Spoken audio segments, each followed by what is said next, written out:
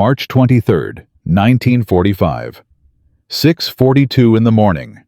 A German Panther tank exploded from the inside.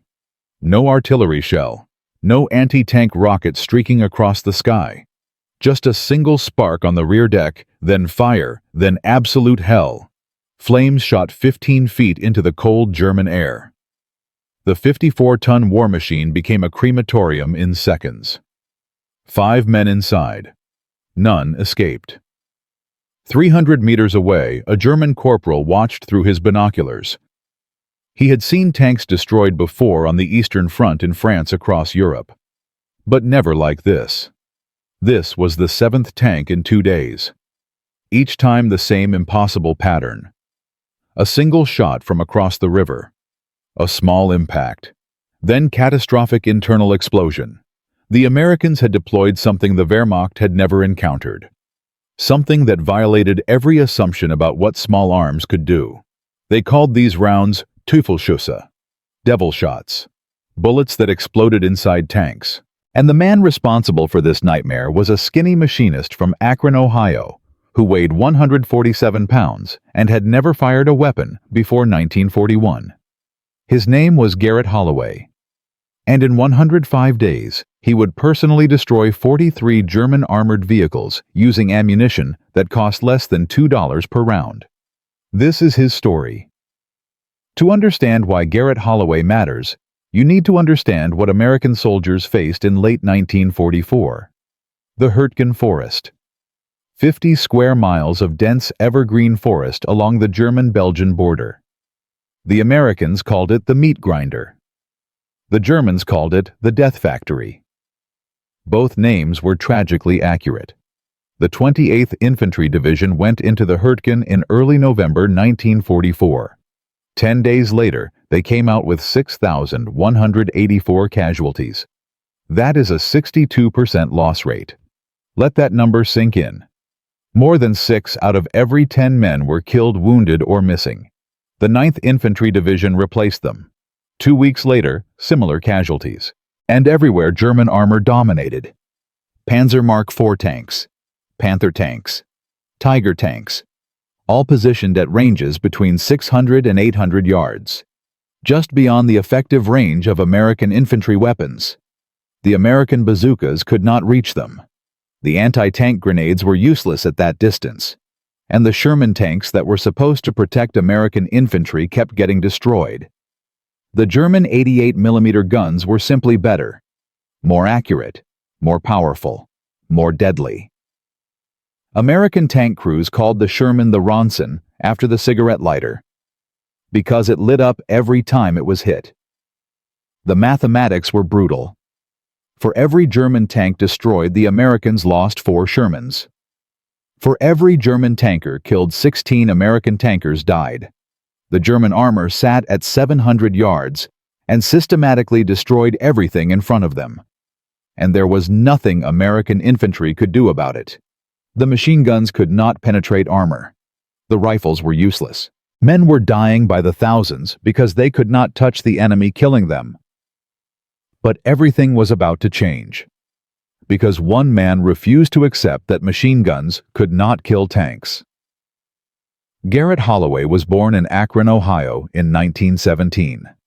His father worked at the Goodyear Tire and Rubber Company as a machinist. At age 10, young Garrett stood beside his father, watching a lathe spin at 3,000 revolutions per minute. Metal shavings curled away in perfect spirals.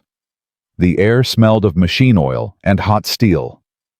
His father placed a hand on his shoulder and said words that would echo in Garrett's mind for the rest of his life. "Watch the dial, son. That tells you the tolerance. Right now we are at 2/1000ths of an inch. For this part we need 1/1000th. The boy squinted at the dial. "What happens if you are wrong?" His father turned off the lathe. "If you are wrong, you waste the part, waste the material, waste the time. The difference between 1/1000th and 2/1000ths of an inch is the difference between perfect and garbage. Measure twice, cut once, and never ever guess." By 1935, Garrett Holloway had become what his father dreamed, a master machinist at Norfolk Naval Shipyard in Virginia, building submarine drive shafts, cutting components for destroyer engines. The tolerances were not measured in thousandths of an inch. They were measured in 10,000ths. 100 times more precise than human hair. Holloway could cut to that tolerance consistently day after day, week after week. His supervisor once asked him how he maintained such consistency. Holloway's answer was simple. I pretend every part I make is the one that will save my life someday. He had no idea how prophetic those words would become. When Pearl Harbor was attacked on December 7, 1941, Holloway heard the news on the radio while working late in the shipyard. 3 days later, he enlisted in the United States Army. He was 24 years old, underweight for his height, zero combat experience. The recruiter asked what skills he had. I am a machinist. I work with precision equipment. The recruiter checked a box on the form. We will find a use for that. And they did. They gave him a Browning M2 heavy machine gun, 50 caliber, 40 inches long, 84 pounds unloaded. The weapons instructor explained the ballistics. At 500 yards, the bullet drops 24 inches. At 1,000 yards, it drops 72 inches. You need to compensate. Aim high. Account for wind. Calculate trajectory. For the first time since enlisting, Garrett Holloway smiled. This was mathematics. This was precision. This was something he understood. December 3, 1944. Holloway's unit occupied a small village 3 miles inside the German border.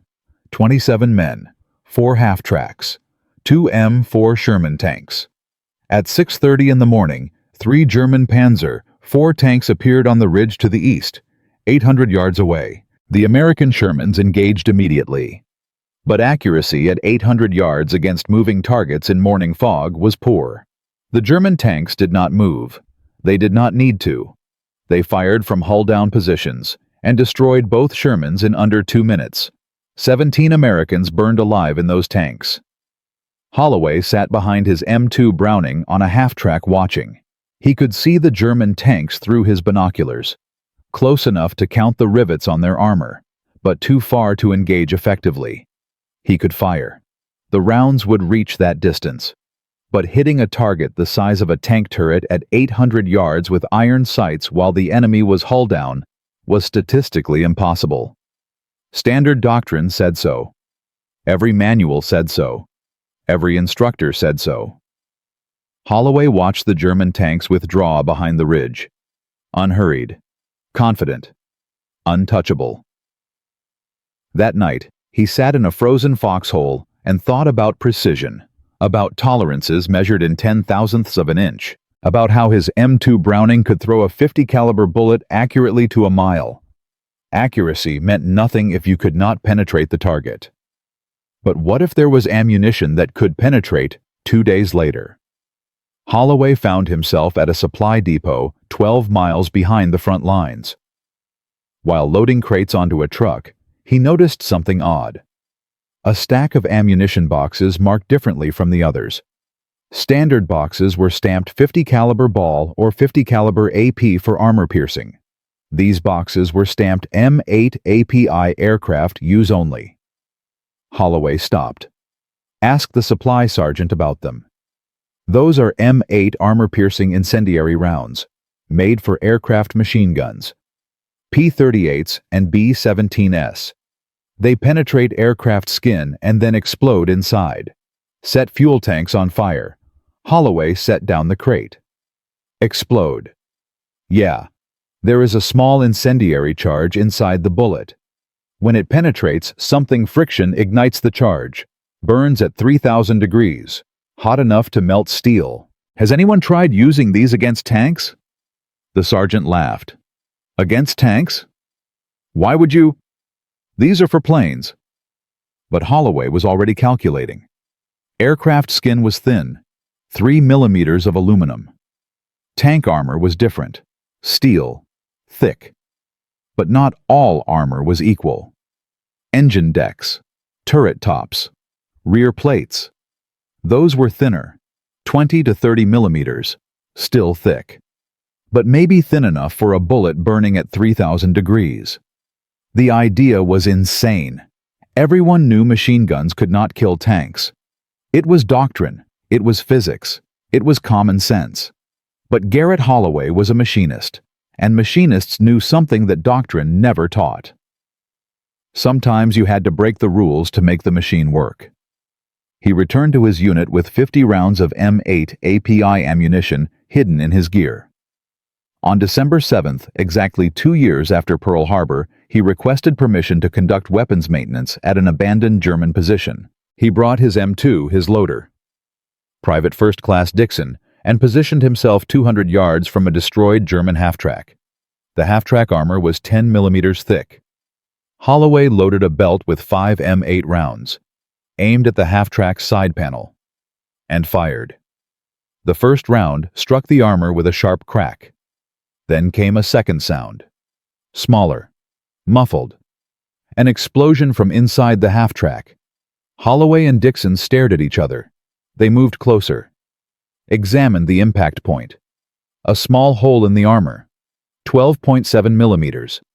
Around the hole the metal was scorched black. Inside the half-track, the bullet had penetrated completely.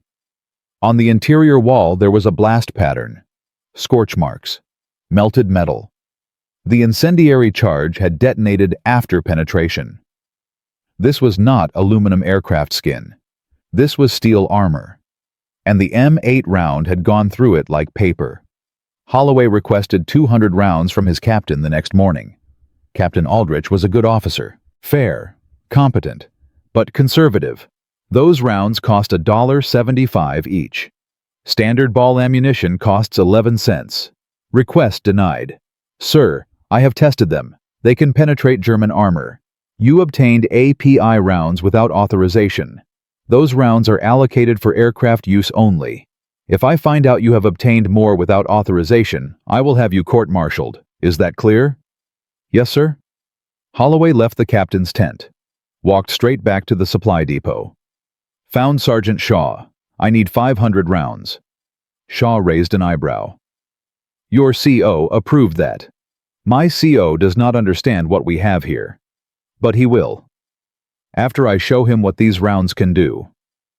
Shaw studied him, then started loading crates. Officially, this shipment got damaged in transport. He handed Holloway the first crate. You better be right, Garrett. I am not wrong, because the mathematics says it will work, and mathematics does not lie. December 9th, 1944. 3 German Panzer, 4 tanks appeared on the ridge at dawn, 850 yards away. The American Shermans were 3 miles back. Artillery was engaged elsewhere. The infantry had nothing that could stop armor at this range, nothing except Garrett Holloway. He loaded his belt. 4 M8 API, 1 armor-piercing, 1 tracer. Repeat. His hands moved automatically. The lead Panzer stopped at 800 yards. Hull down. Only the turret visible. Holloway made his calculations. At 800 yards, bullet drop was 40 inches. Wind would push the bullet right about 6 inches. The engine deck was not visible. But tanks do not sit still forever. Holloway waited. His finger rested on the trigger. The Panzer rotated, searching for targets. As it turned, the rear deck came into view. The engine compartment. The thinnest armor on the entire vehicle. Holloway aimed 4 feet high, 6 inches left, and fired. The 5th round in the burst penetrated the Panther's engine deck. Smoke appeared, then fire. The crew bailed out. The flames reached the fuel tanks. The explosion was a deep concussive thump that Holloway felt in his chest from 800 yards away. He had done it. He had actually done it. He opened his notebook with shaking hands and wrote December 9th. 0614. Panzer IV. Range 850 yards. M8 API. Engine deck penetration. Catastrophic kill. Total armored vehicles destroyed 1. Captain Aldrich appeared at his position within the hour. The captain stared at the burning tank. then at Holloway, then at the M2.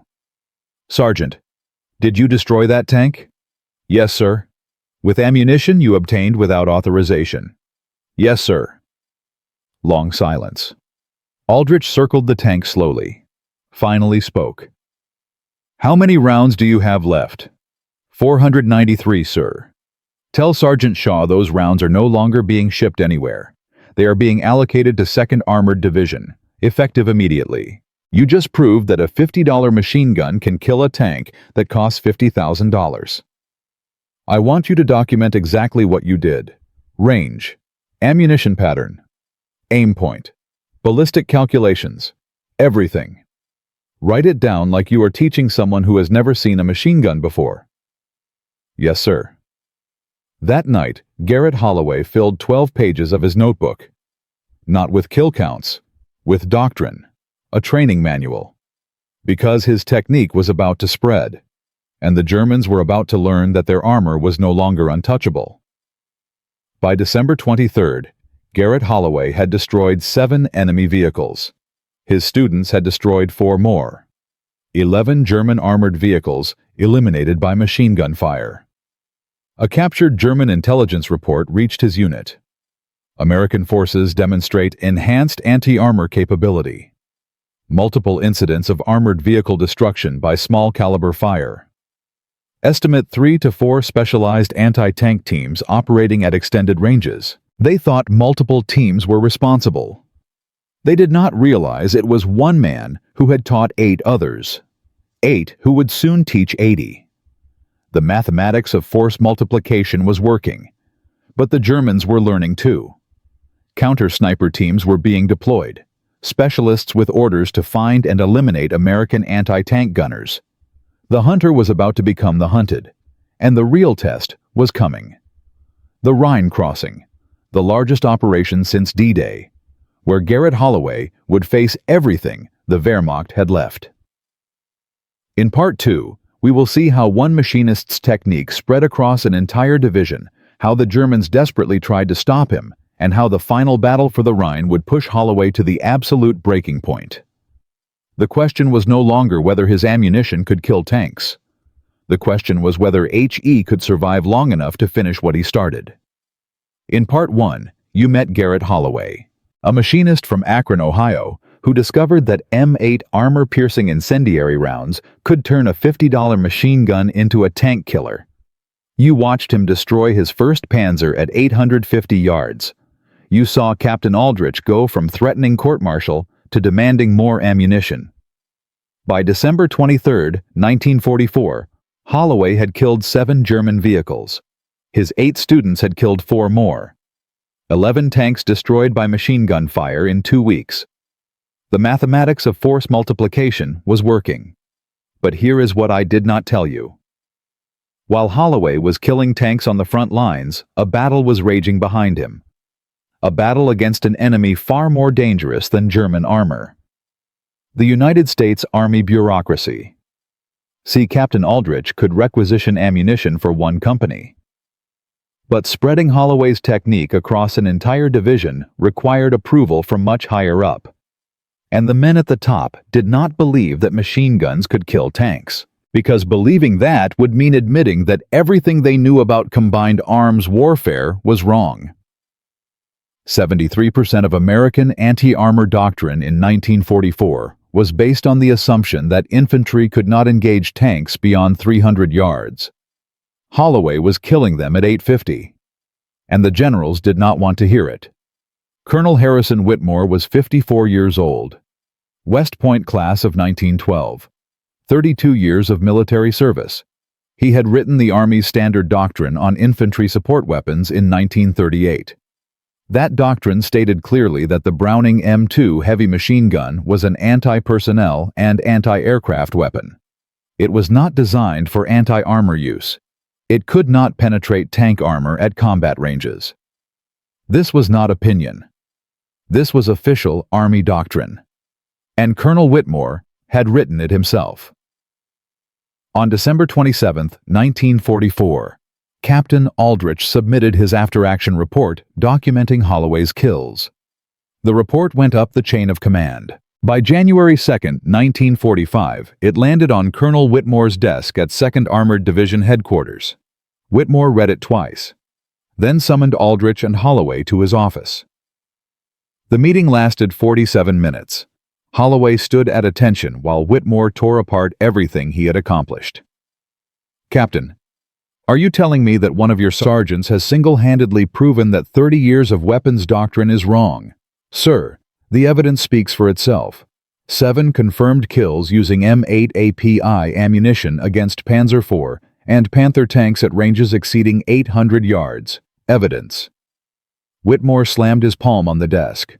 "I see a report written by the same man who allegedly made these kills. I see no independent verification. I see no official testing.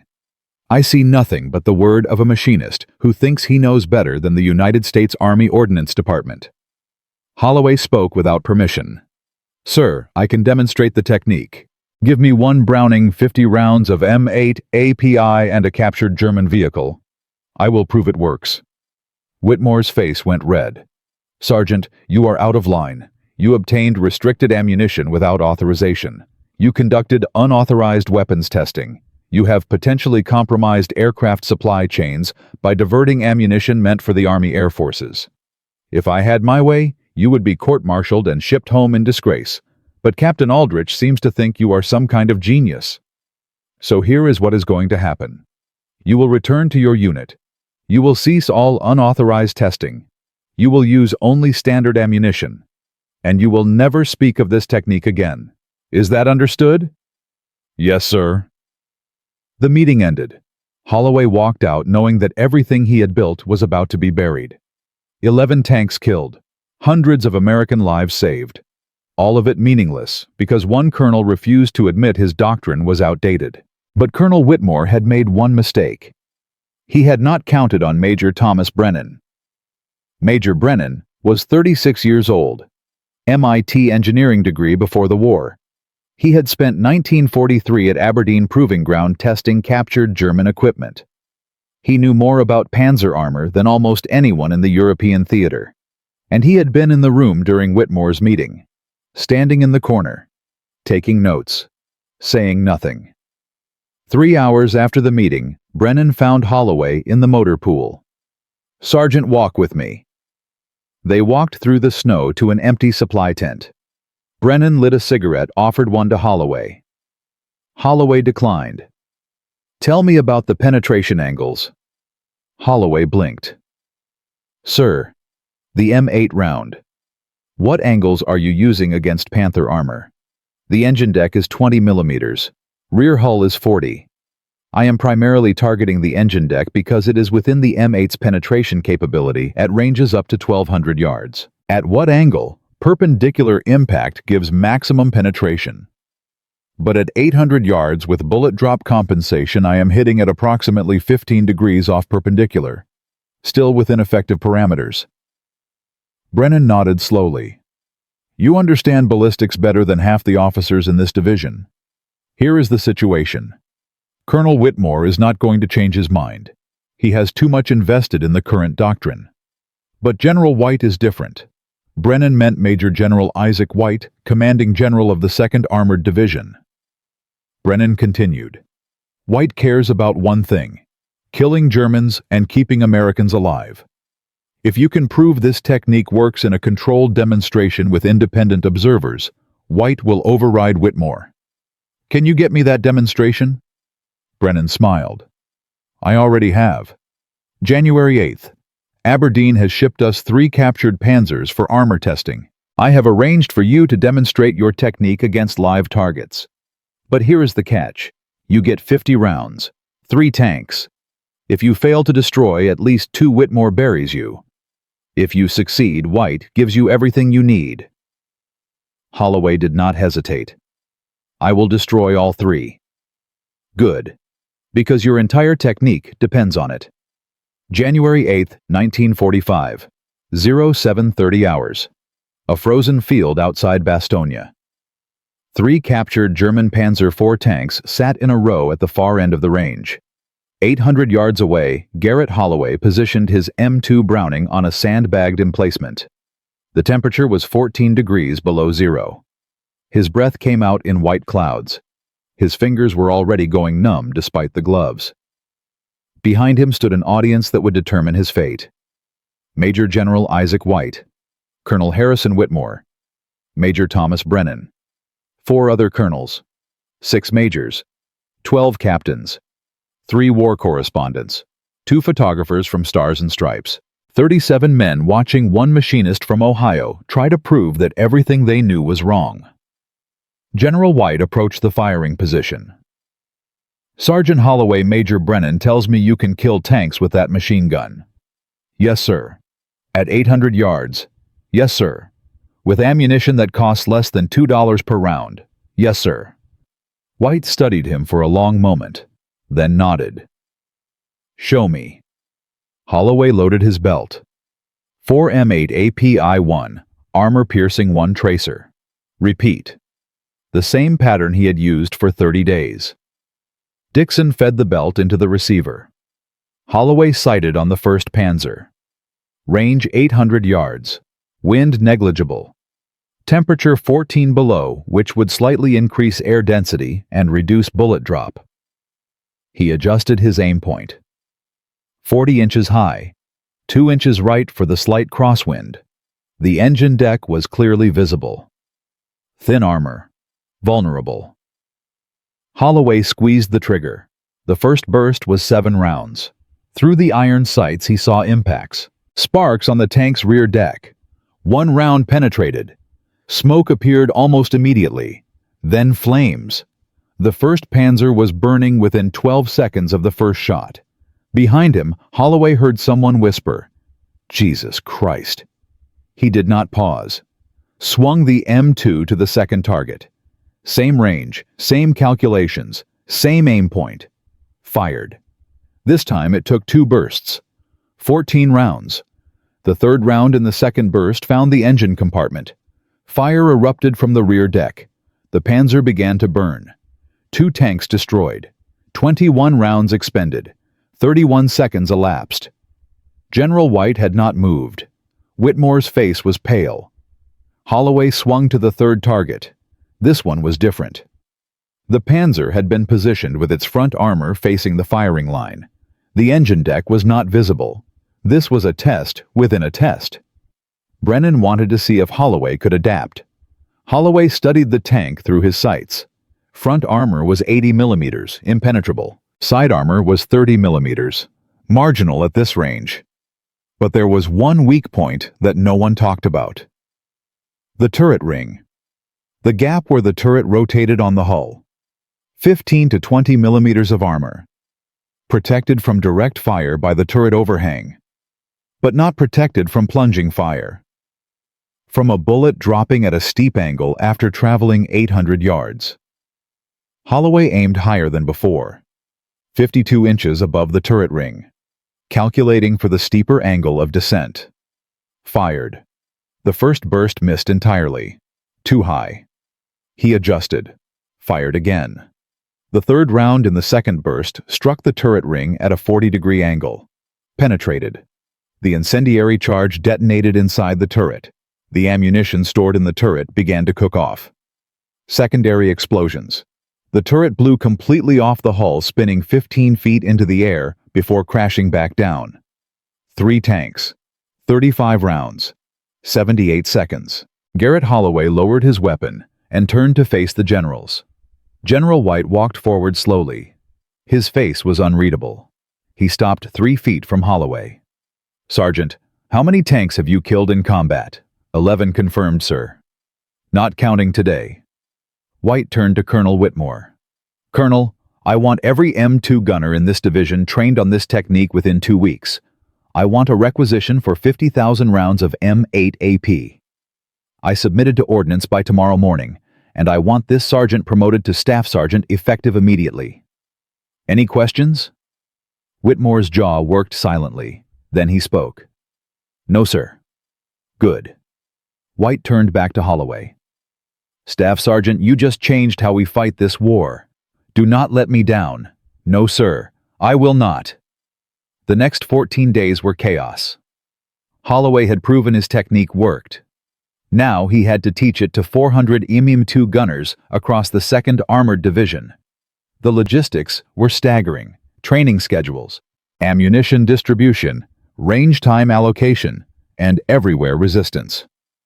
Sergeant Major Patterson had been an M2 gunner for 12 years. He did not want some machinist telling him how to do his job. "This is not how we were trained." Holloway kept his voice even. Respectfully, "Sergeant Major, how many tanks have you killed with your M2? Patterson did not answer. Holloway continued, "I have killed 11. My students have killed 6 more. The technique works. The question is whether you want to keep losing men to German armor or whether you want to start killing them instead." The argument was repeated in every company, every battalion, every regiment. Some men learned quickly. Others resisted until they saw the results with their own eyes. By January 22nd, the training was complete. 400 gunners knew the technique. 50,000 rounds of M8 API had arrived from Aberdeen. The 2nd Armored Division was ready, and the Germans had no idea what was coming. January 24th, 1945. First large-scale deployment of Holloway's technique. 3 companies engaged a German armored column near Hufvudstaden. 12 Panzer IVs, 4 Panthers. Standard German tactics. Hull down positions at 700 yards. Safe from American infantry. Safe from bazookas. Safe from everything except 400 machine guns loaded with devil shots. The engagement lasted 19 minutes. 8 German tanks destroyed by M2 fire. 4 more disabled. The remaining 4 retreated. American casualties: 3 wounded. 0 killed. Before Holloway's technique, that engagement would have cost 60 to 80 American lives. The Germans filed their first intelligence report that night.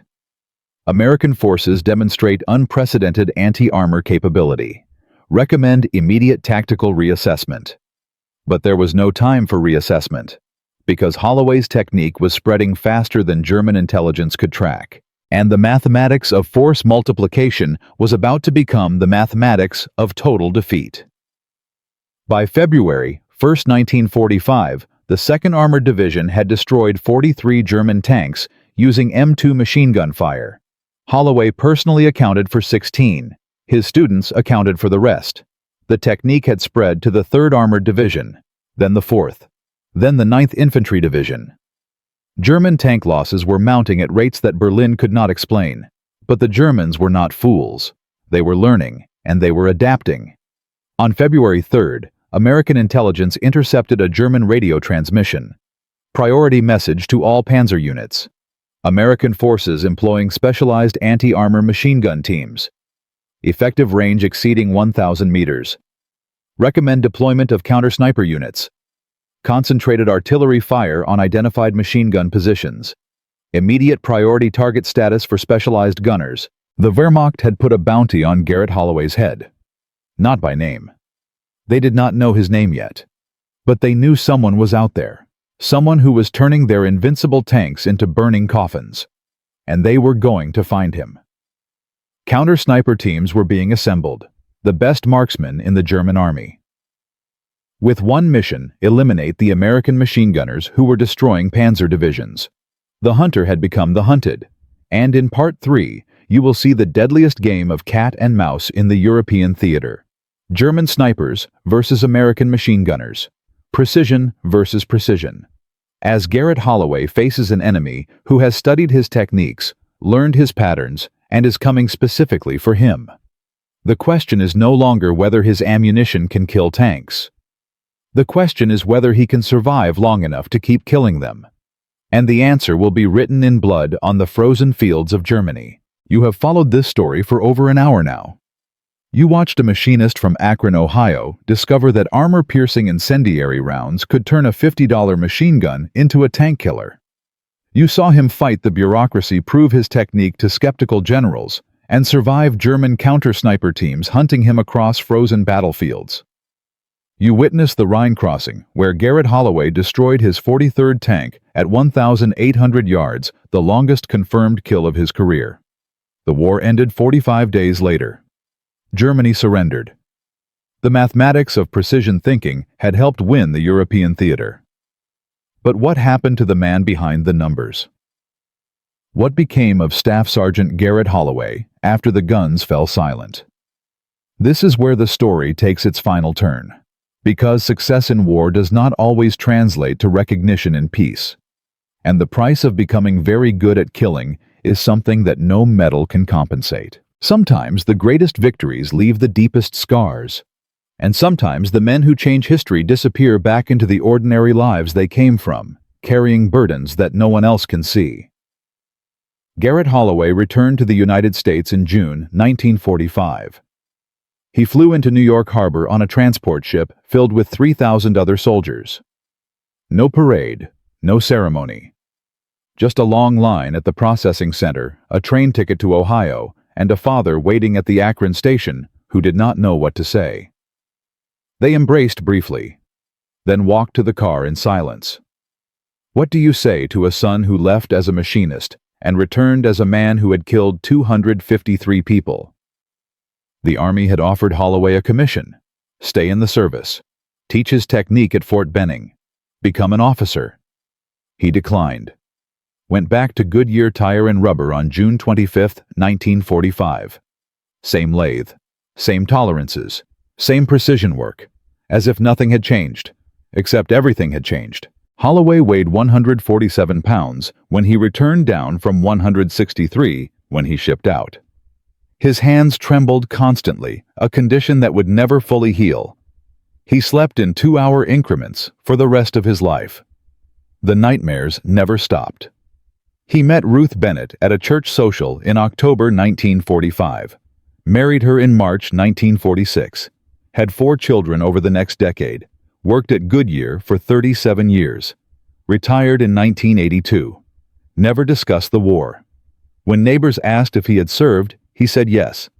When they asked what he did, he said he was a machine gunner. That was all.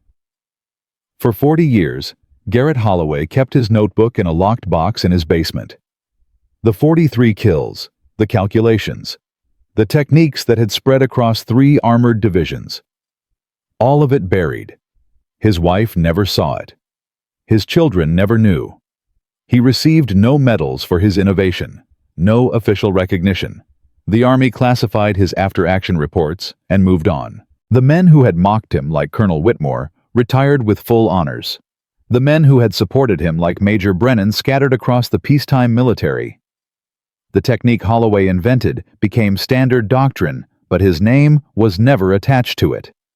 He was a footnote in a classified file, a statistic in an archived report, a ghost who had changed the war and then vanished back into ordinary life. But his legacy was not about medals or recognition. It was about something far more important. The technique Garrett Holloway developed in December 1944 did not die with the war. It evolved. The M8 armor-piercing incendiary round that killed those 43 tanks became the foundation for an entirely new approach to anti-armor warfare. In 1950, the United States Army officially adopted mixed ammunition loading as standard doctrine for heavy machine guns. 4. API-1 AP-1 tracer. The exact pattern Holloway had invented in a frozen foxhole. During the Korean War, American gunners used Holloway's technique to destroy North Korean T-34 tanks at ranges exceeding 1,000 yards. The T-34 had thicker armor than German panzers, but the principles remained the same. Target the engine deck, calculate bullet drop, execute with precision. An estimated 127 enemy tanks were destroyed by heavy machine gun fire during the Korean conflict, all using techniques that traced directly back to one machinist's notebook. Vietnam brought new challenges. The enemy used lighter vehicles, APCs, trucks. The M8 round evolved into the M20, API more powerful, more consistent, better penetration. American helicopter door gunners learned Holloway's mathematics of precision. Aim high, compensate for wind, target the weak points. The technique spread to NATO allies. British forces adopted similar doctrine in 1962. German forces ironically incorporated the same principles by 1965. French, Italian, Canadian, Australian. By 1970, every major Western military taught some version of what Garrett Holloway had figured out alone in December 1944. Today, the M2 Browning heavy machine gun remains in active service. It has been in continuous use for over 100 years, making it the longest-serving weapon in American military history. And the ammunition doctrine, the mixed loading patterns, the precision targeting of armor weak points, all of it traces back to those 105 days on the frozen fields of Germany.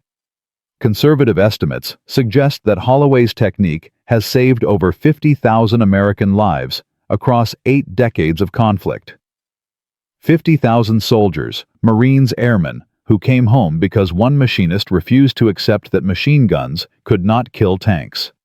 His notebook sits today in the United States Army Ordnance Museum at Aberdeen Proving Ground, Maryland. Open to the page, dated March 23, 1945, the final entry. Tank number 43. Visitors walk past it every day without knowing they are looking at one of the most important documents in American military history. But the legacy that matters most is not about weapons or doctrine. The real lesson of Garrett Holloway is about something that applies far beyond the battlefield. It is about what happens when an ordinary person with extraordinary precision thinking encounters a system that refuses to change. The United States Army in 1944 had written doctrine stating that machine guns could not penetrate tank armor. That doctrine was based on testing conducted in 1938 using ammunition and techniques that were already outdated. But once something becomes official doctrine, it becomes almost impossible to challenge. Colonel Whitmore did not reject Holloway's technique because it did not work. He rejected it because accepting it would mean admitting that everything he had taught for 30 years was wrong. This pattern repeats throughout history. In 1914, military leaders dismissed the machine gun as a defensive weapon with limited tactical value. 4 years and 10 million dead soldiers later, they admitted their mistake. In 1935, American generals declared that aircraft could never sink a battleship.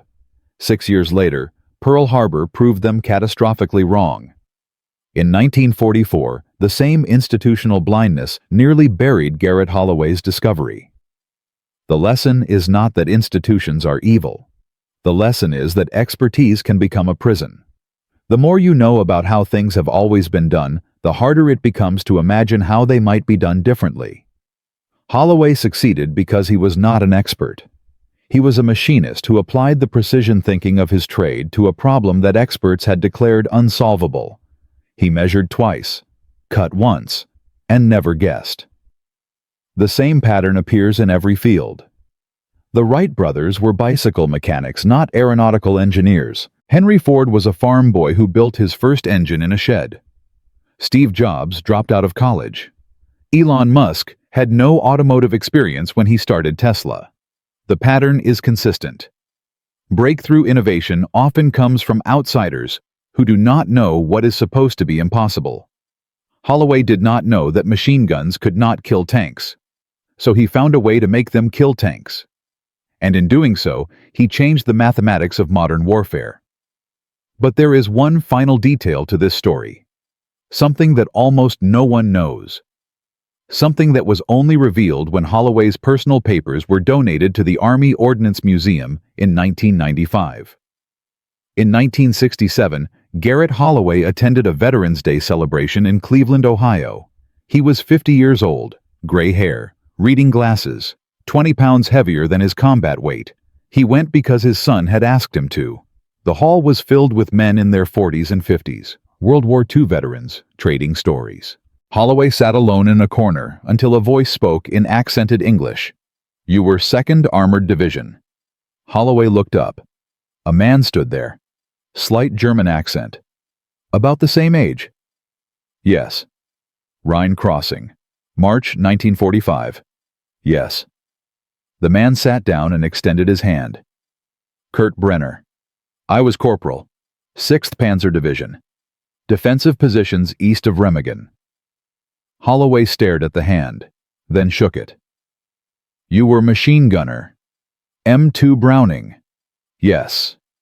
Brenner smiled without humor. You killed my friends. 7 tanks in 2 days. March 21st through 23rd. I watched them burn. Long silence. Holloway met his eyes. I killed many Germans. Following orders. Like you. How many tanks total? 43. I saw the records after the war, all destroyed by one gunner. You. Holloway nodded. That is 200 men, maybe more. I calculated it at 253, including infantry kills. Brenner's face went pale. You counted, I am a machinist. I count everything. They sat in silence. Then Brenner spoke quietly. I immigrated to America in 1951. Came to Cleveland, started over. But I still dream about the Rhine crossing, about watching tanks explode, about not understanding how you were killing us. Holloway nodded slowly. I dream about it too. The mathematics worked.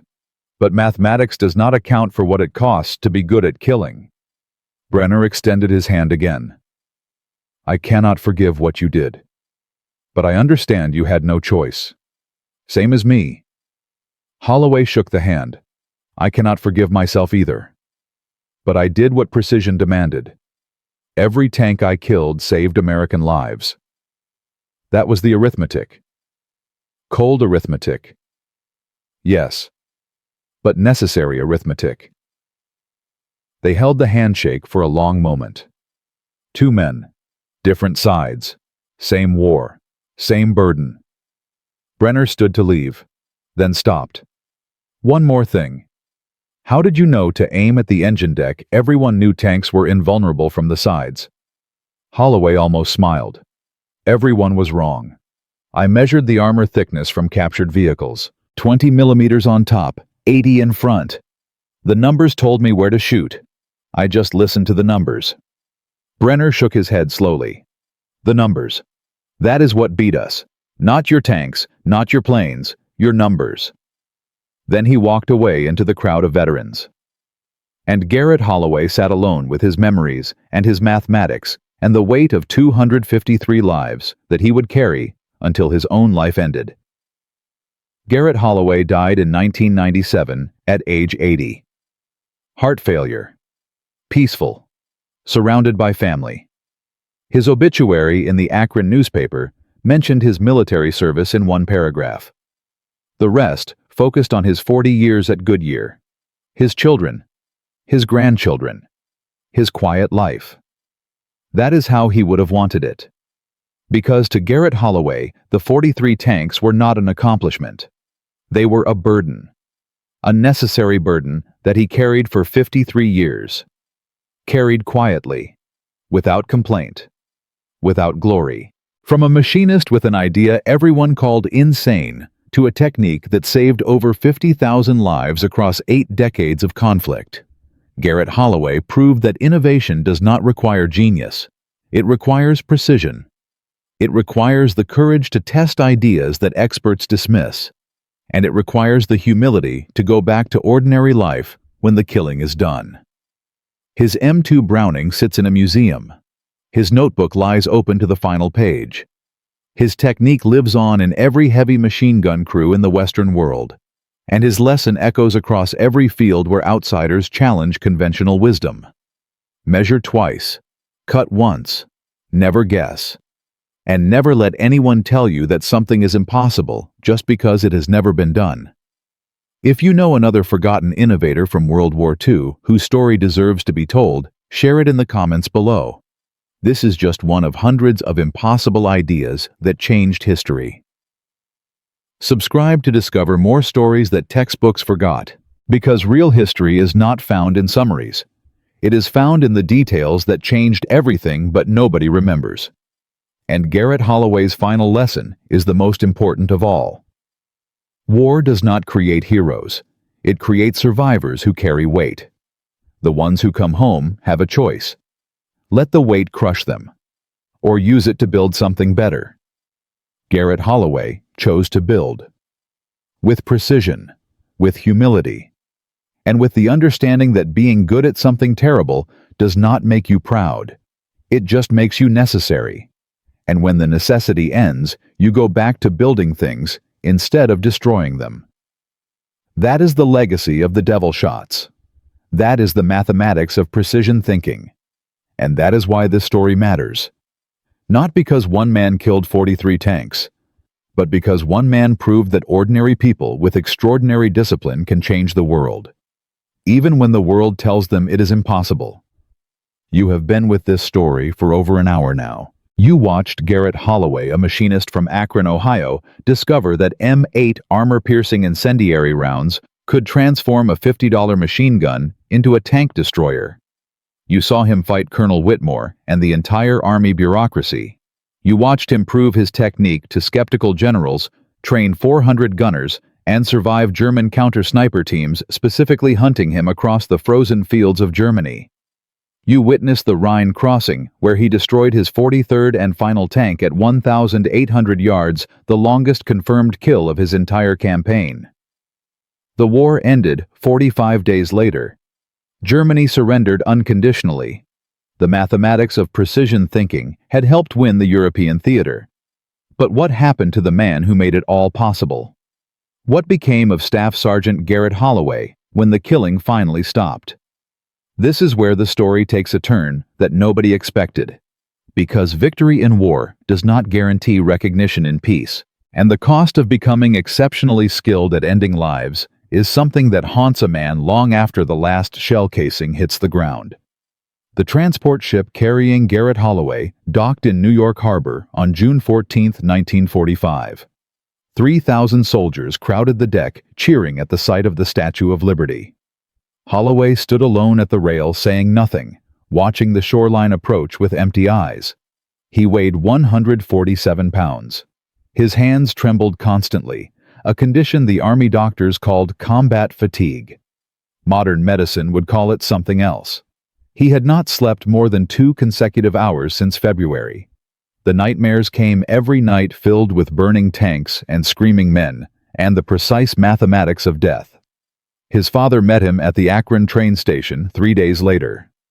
They embraced briefly, then walked to the car in silence. What words exist for a moment like that?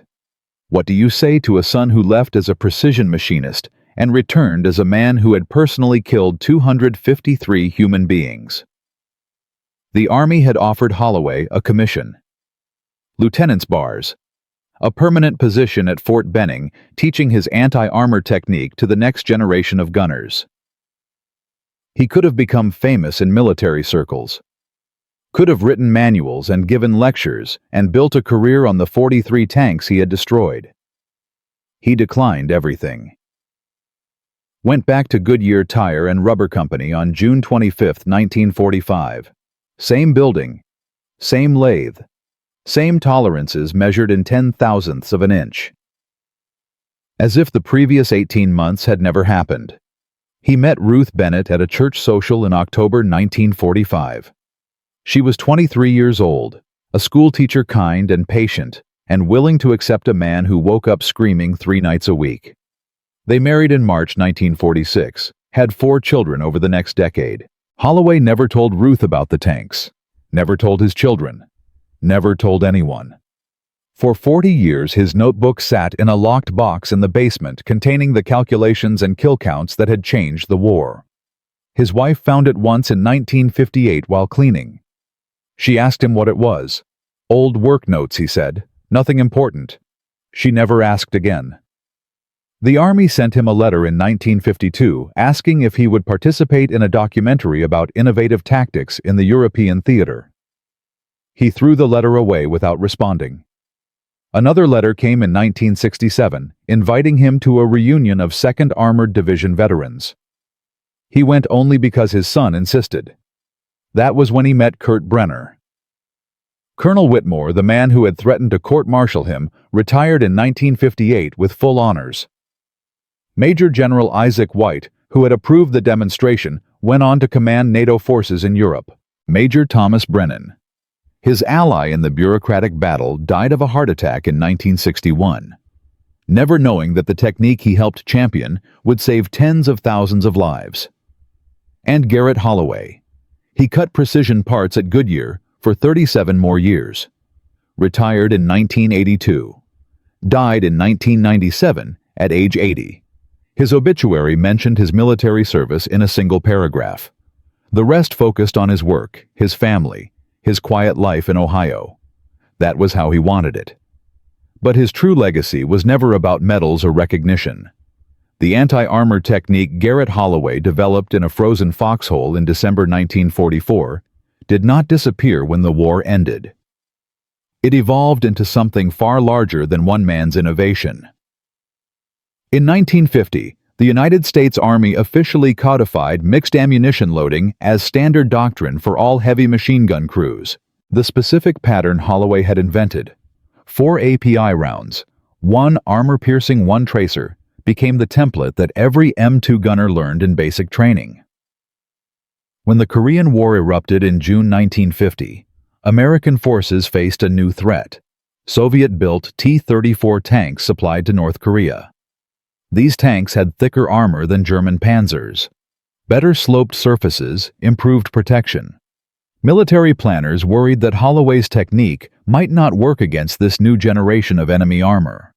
They were wrong. American gunners used the same principles Holloway had discovered: target the engine deck, calculate the bullet drop, execute with absolute precision to destroy an estimated 127 enemy tanks during the Korean conflict. The T-34 burned just like the Panzer IV had burned. The mathematics of precision thinking transcended national boundaries and technological generations. Vietnam brought different challenges. The enemy rarely deployed heavy armor. Instead, they used trucks, armored personnel carriers, light vehicles moving supplies down the Ho Chi Minh Trail. The M8 round evolved into the M20 API, more powerful, better penetration, higher incendiary temperature. Helicopter door gunners learned Holloway's calculations for engaging ground targets from moving aircraft. The technique adapted and survived. By 1970, every major NATO ally had incorporated some version of Holloway's doctrine into their training programs. British forces adopted it in 1962. West German forces, with considerable irony, implemented similar techniques by 1965. French, Italian, Canadian, Australian, all of them teaching their gunners the same principles that one Ohio machinist had figured out alone while his comrades were dying around him. Today, the M2 Browning heavy machine gun remains in active service with the United States military. It has been in continuous use for over 100 years, making it the longest-serving weapon in American history. The gun itself is a legend, but the ammunition doctrine, the mixed loading patterns, the precision targeting of armor, weak points, all of it traces directly back to those 105 days in the winter of 1944 and 1945. Conservative military historians estimate that Holloway's technique and its descendants have saved over 50,000 American lives across 8 decades of conflict. 50,000 soldiers, Marines, airmen, and sailors who came home to their families because one machinist refused to accept that machine guns could not destroy tanks. His notebook, donated to the Army Ordnance Museum in 1995, sits in a glass case at Aberdeen Proving Ground. Open to the page, dated March 23, 1945. Visitors walk past it every day without understanding what they are seeing. But the real lesson of Garrett Holloway's story is not about weapons or doctrine or military history. The deeper meaning of this story is about innovation itself, about where breakthrough ideas come from, and why institutions resist them so fiercely. The United States Army, in 1944, had official doctrine stating that heavy machine guns could not penetrate tank armor at combat ranges. This doctrine was based on testing conducted in 1938 using 6-year-old ammunition and outdated techniques. But once something becomes official doctrine, challenging it becomes almost impossible. Colonel Whitmore did not reject Holloway's technique because it failed to work. He rejected it because accepting it would mean admitting that 3 decades of his professional expertise were wrong. This pattern appears throughout history with disturbing consistency. In 1914, European generals dismissed the machine gun as a defensive weapon with limited offensive value. They sent cavalry charges against entrenched positions. 4 years and 10 million corpses later, they finally admitted their error. In 1935, American admirals declared that aircraft could never sink a battleship at sea. They pointed to failed tests and unfavorable physics. 6 years later, Japanese planes sank the entire Pacific battle line at Pearl Harbor in 90 minutes. In 1944, the same institutional blindness nearly buried Garrett Holloway's discovery before it could save a single life. The Wright brothers were bicycle mechanics, not aeronautical engineers. Henry Ford was a farm boy who assembled his first engine in a wooden shed. The doctors who discovered that washing hands prevented infection were mocked by the medical establishment for decades. Innovation rarely comes from the experts at the center of a field. It comes from the outsiders at the edges, the people who do not know what is supposed to be impossible. Holloway succeeded precisely because he was not a weapons expert. He was a machinist who applied the precision thinking of his trade to a problem that experts had declared unsolvable. He measured the armor thickness. He calculated the penetration capability. He tested his hypothesis against captured equipment. And when the mathematics said it would work, he trusted the mathematics over the doctrine. This lesson applies far beyond military history. Every organization, every institution, every field of human endeavor faces the same challenge. The experts who built the current system have enormous investment in preserving it. New ideas threaten their status, their expertise, their sense of competence. The natural response is rejection, mockery, bureaucratic obstruction. The ideas that survive this gauntlet are the ones backed by people stubborn enough to keep pushing despite the resistance. Garrett Holloway was stubborn. And because of that stubbornness, tens of thousands of families were not destroyed by grief. But there is one final detail to this story, something discovered only recently that puts everything in a different light. In 2019, researchers cataloging Holloway's papers at the Aberdeen Museum found something unexpected tucked between the pages of his notebook. A single photograph creased and faded showing two men shaking hands. On the back, written in Holloway's precise script, were the words, "Cleveland, November 1967, Kurt Brenner and myself." The researchers investigated. They found Brenner's immigration records, his naturalization papers, his address in Cleveland, where he had lived from 1951 until his death in 1989. But they also found something else. Brenner had kept a diary. His family donated it to a German historical archive in 2003. The entry for November 11, 1967, describes the meeting with Holloway in detail. But it includes one fact that Holloway never mentioned to anyone.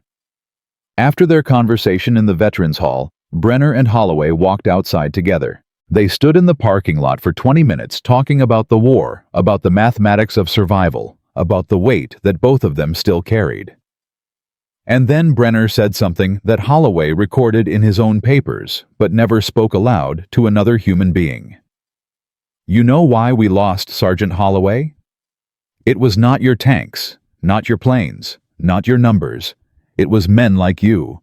Men who looked at a problem everyone said was impossible and refused to believe it. We had brave soldiers. We had good equipment. But we did not have enough men willing to think differently. That is why Germany lost. And that is why America will win every war it fights as long as it keeps producing men like you."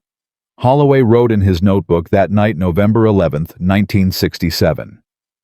Brenner said something I will remember until I die.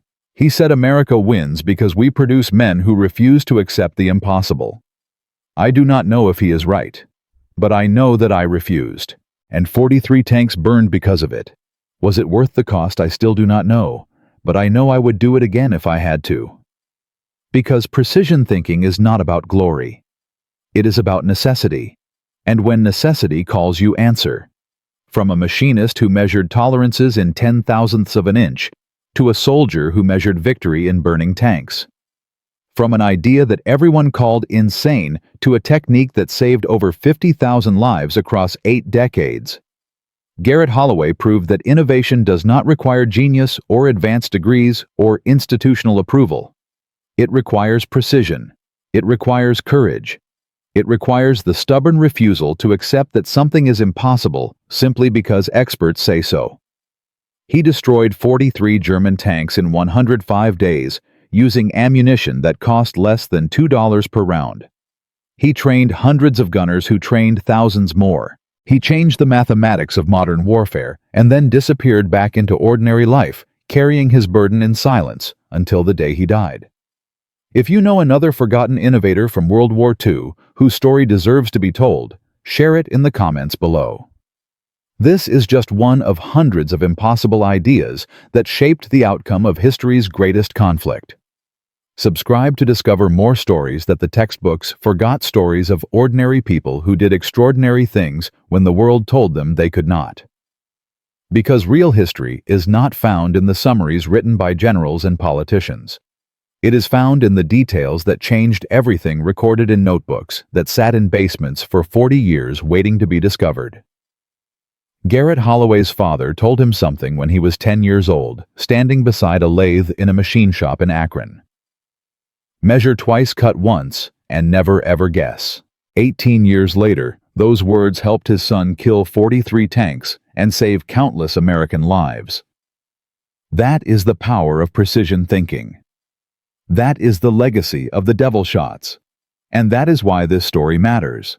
Not because war is glorious. It is not. But because even in the darkness of combat, even surrounded by death and chaos, one man proved that clear thinking and mathematical precision can overcome any obstacle. Even the ones that everyone else says are impossible. Especially the ones that everyone else says are impossible.